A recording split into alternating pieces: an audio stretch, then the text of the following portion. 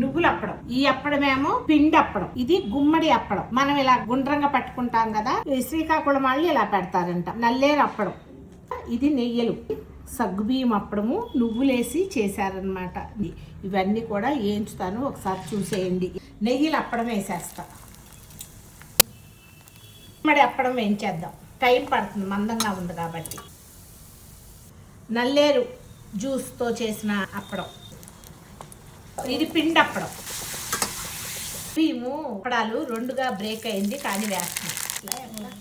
నువ్వులు అప్పడం. ఇట్లా ఆయిల్ కొంచెమే వేసింది జోటాంటి అని అనుకోకండి. ఈ అప్పడాల నూనె మళ్ళీ వాడలేము దేంట్లోనే. ఎంత కావాలో అంత వేసుకుంటే కనుక మనం తీసేయచ్చు వాడుకున్న తర్వాత. నల్లేరు అప్పడం, గుమ్మడి, నెయ్యిలు, పిండి అప్పడం, సగ్గుబియ్యం అప్పడం, నువ్వులు అప్పడం.